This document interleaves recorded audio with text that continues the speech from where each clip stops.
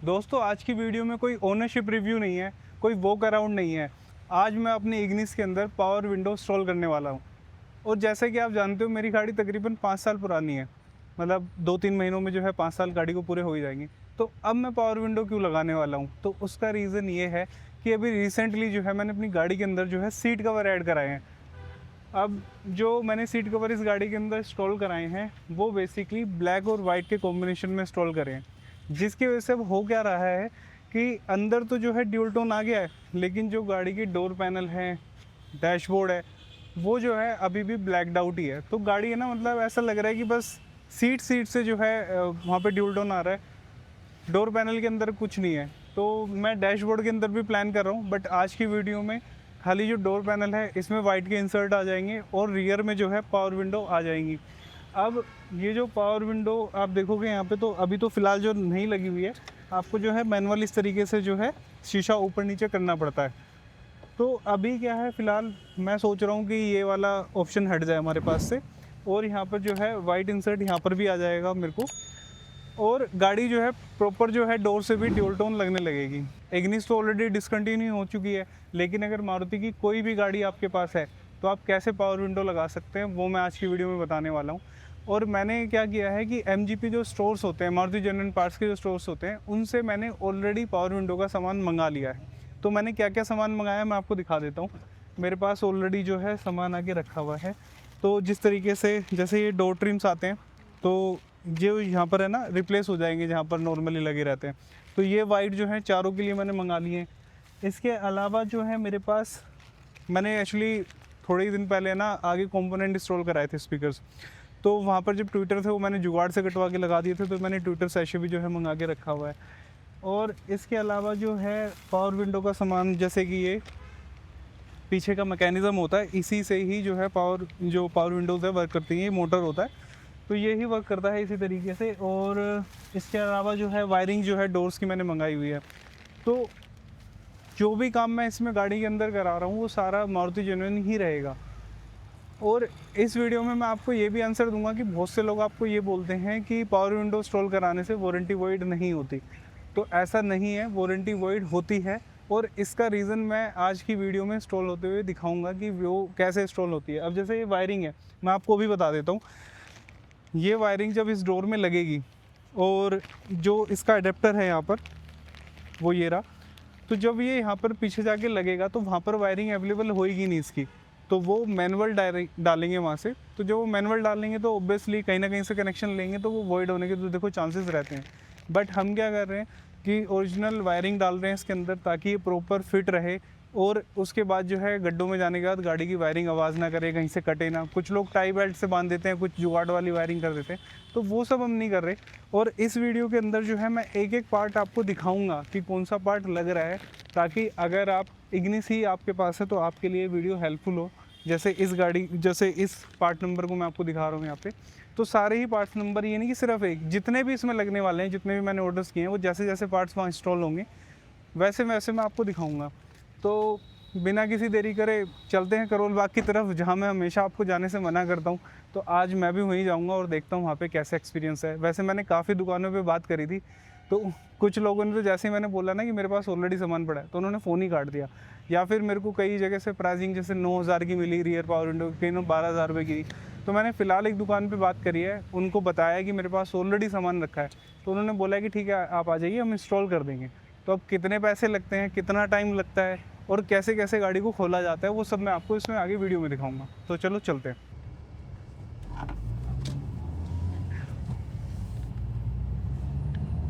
तो फाइनली दोस्तों करोल बाग पहुंच गए। एक बार दुकान पर पहुंच जाए फिर आपको बाकी का प्रोसेस दिखाता हूँ। तो भाई करोल बाग की सबसे खूबसूरत बात यह है कि इतने आप वीडियो कैमरा निकालोगे, इतने तो जो है आपके डोर भी खुल जाएंगे। तो यहाँ पे भाई ने डोर खोल लिया है, और जो एग्जिस्टिंग वायरिंग गाड़ी के अंदर लगी हुई है उस डोर के अंदर, वो उतार रहा है भाई फ़िलहाल। और देखो आराम आराम से उतार रहा है। ये बंदा मुझे एक्चुअली ठीक लगा था, इसकी कोई दुकान भी नहीं है, तो ये खुद ही ऐसे ही काम करता है कॉन्ट्रैक्ट बेसिस पे। तो यहाँ पर जो वायरिंग उतार रहा है, और इस वायरिंग को डालने के बाद जो है यहाँ पे वायरिंग भी डलेगी। फ़िलहाल देखो आराम आराम से जो है, मतलब डोर खोलने में तो तेज़ी दिखाई है भाई ने, बट जो वायरिंग है वो आराम से उतार रहा है, कहीं ज़्यादा खींचतान नहीं कर रहा है। अब ये वायरिंग डाल रहे हैं, और जो कि हमने ओरिजिनल वायरिंग ली थी, तो उस वजह से जो सारी सेटिंग है वो सारे लॉक्स ऑटोमेटिकली वहीं बैठ जाएंगे। ना कोई हमें टाई बेल्ट बांधनी पड़ेगी, ना कोई जुगाड़ लगाना पड़ेगा, ये ऑटोमेटिकली वहीं पे चल जाएगा। ये जो है वायरिंग एकदम पूरी परफेक्ट बैठ गई है, हर जगह कोई जुगाड़ नहीं। जुगाड़ जहाँ पर होगा वो भी मैं आपको दिखाऊंगा।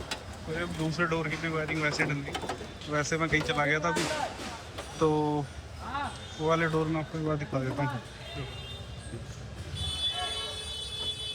ये इस टाइप से हो गया। तो जैसे मैं बता रहा था कि सीट्स और ये डोर का जो है आगे, अब इसके लिए भी थोड़ा सा जुगाड़ कर रहे हैं, वो भी मैं दिखाता हूँ आपको थोड़ी।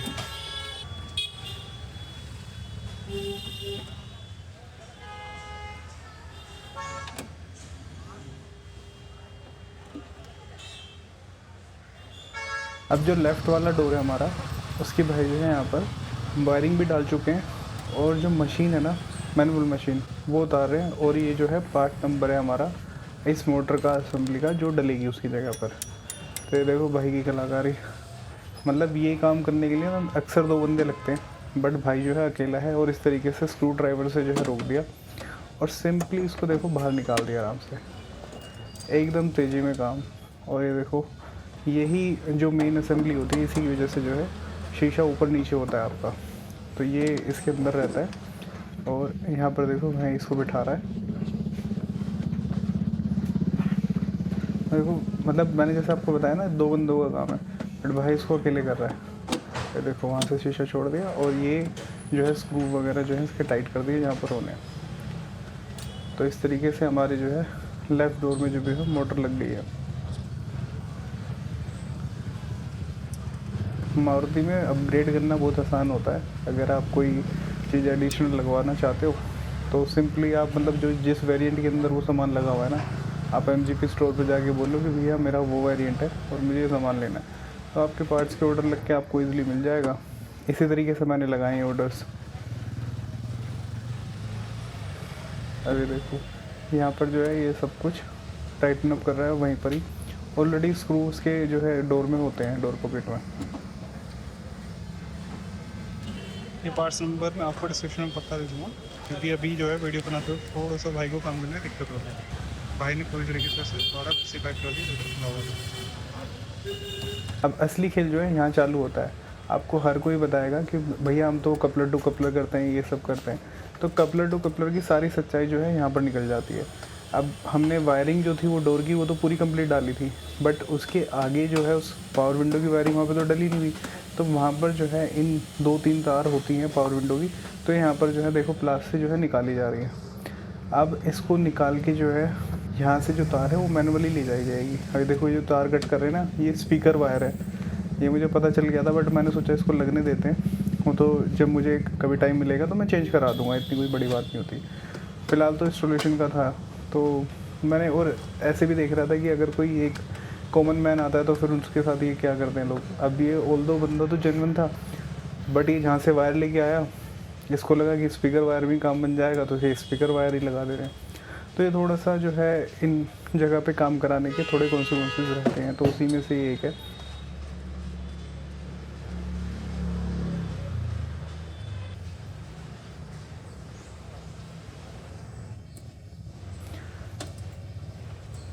अब ये देखो ये जो है wires basically coupler to coupler नहीं है, ये मैनुअली ले जाई जा रही है। अब आप ये प्रोसेस खुद ही देखो यहाँ पर जो हो रहा है। देखो यहाँ पर जो है इसके साथ टेपिंग कर दी इसको, वो जो कपलर है ऑलरेडी वहाँ पे लग जाएगा उस, तो वहाँ पर जो डोर की वायरिंग होती है वहाँ पर आपके सेंटर लॉकिंग और स्पीकर की वायरिंग थी। अब जो है पावर विंडो की एडिशनल डली है, तो यहाँ से इसको मैनुअली यहाँ से फ्लोर से ले जाएगा आगे तक भाई। अब देखो आप इसको को देखो,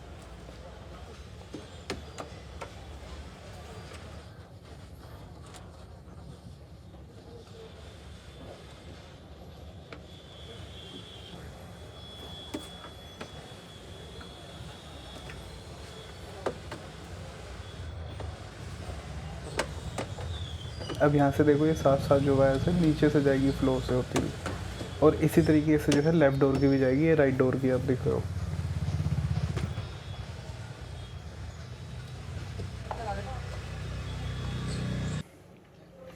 अब यहाँ पर जो है इसकी वायरिंग ले ली है इन्होंने आगे, और इसके मैनुअल जो है स्विच तक लाने की कोशिश कर रहे हैं।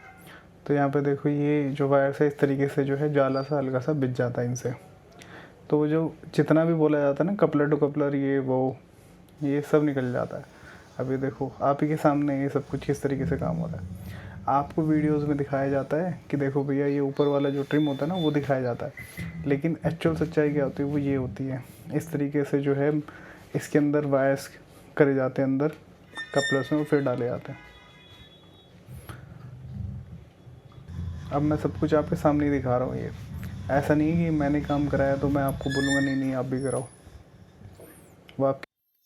अब ये डोर देख रहे हो पीछे से, यहाँ पर हमने डंपिंग शीट भी जो है लगाई है इसको रोकने के लिए। ये ट्विटर अपने लग गए हैं, ये ट्विटर एक्चुअली वर्किंग है बट मैंने इनके कनेक्शन नहीं कराए हैं।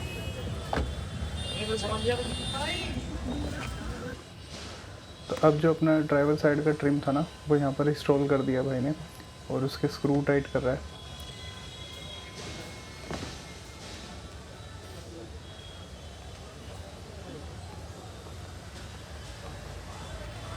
मतलब अगर स्पीकर वाली वायर का पार्ट हम छोड़ दें तो बाकी भाई का काम जो है अच्छा था।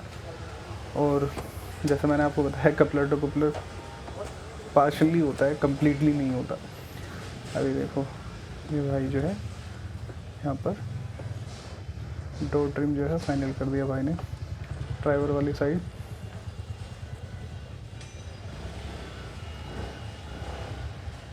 यहाँ पर वो कपलर लगा रहा है भाई, जो इन्होंने एडिशनल वायर्स उसमें डाली हैं।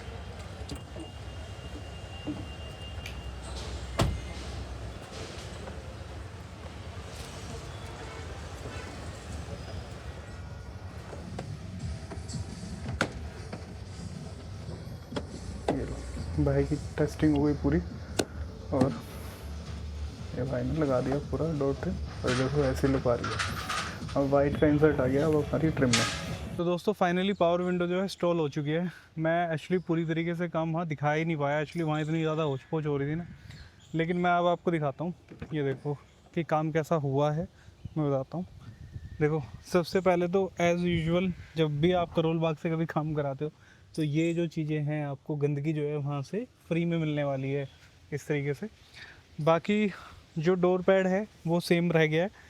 ये बेज़ल था, जो बेज़ल मैंने ऑलरेडी MGP से मंगाया हुआ था, जैसे मैंने वीडियो की स्टार्टिंग में आपको दिखाया था। तो ये आई थिंक 55-60 रुपये का ही था, मतलब बहुत ही चीप है।